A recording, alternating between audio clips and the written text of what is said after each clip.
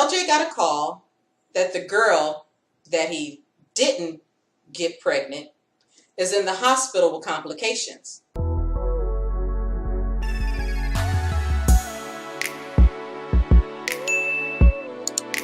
Hi, Donnie to the Max.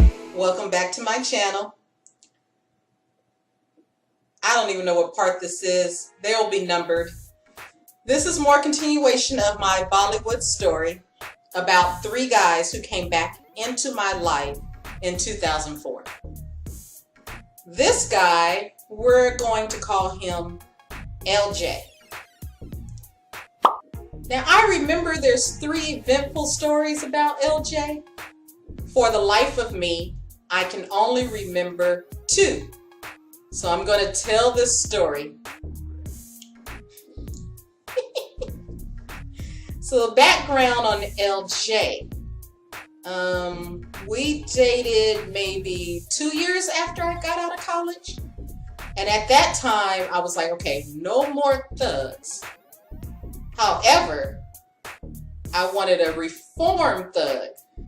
I used to have this thing in my mind that I want a thug that's a gentleman. That's an oxymoron. So I met this guy at church. He was actually the organ player, and he even had written some songs that we had sang. Oh yeah, I was in the choir. However, his life didn't match up to what he had written for the Lord. And I think this guy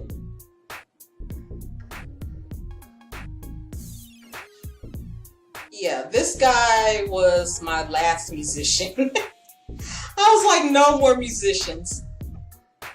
No more musicians. Now at this time, I really didn't have a relationship with Christ, but I was trying to get there.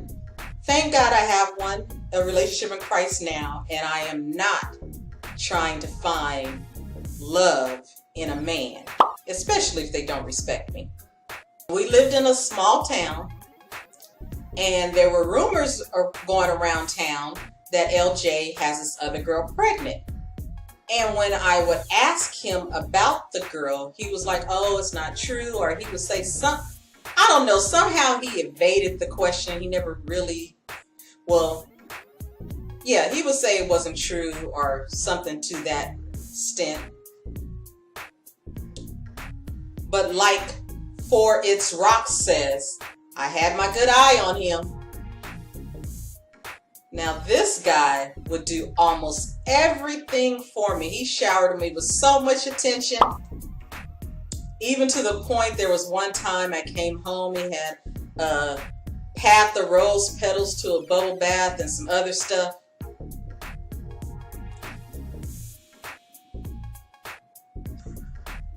Let me tell you about rose petals. They stain everything. They are not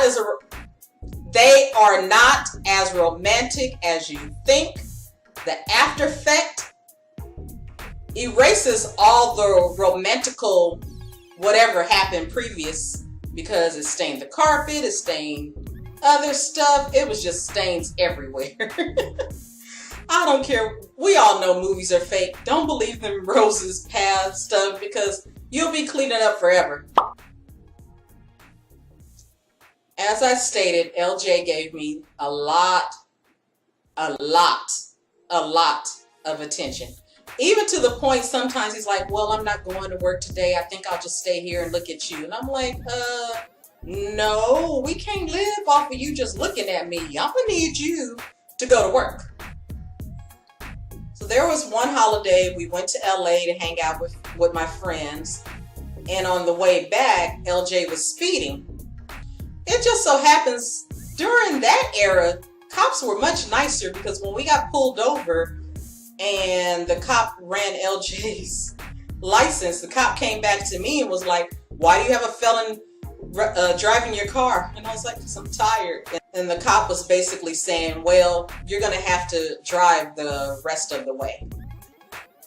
During that drive home, LJ gets a phone call. I guess we had cell phones during that time. Let's see. Yeah, cell phones were more on the rise at that time. Didn't have camera phones yet, but yeah, we had cell phones. So LJ got a call that the girl that he didn't get pregnant is in the hospital with complications.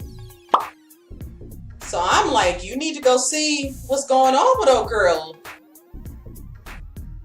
So LJ goes to the hospital, and I think about an hour later, I get a phone call. And he's like, hold on. And I'm like, okay. And I hear nothing but silence. He gets back on the phone. He's like, yeah, that was the baby's heartbeat. I'm like, why are you disrespecting me and her? Get off this phone.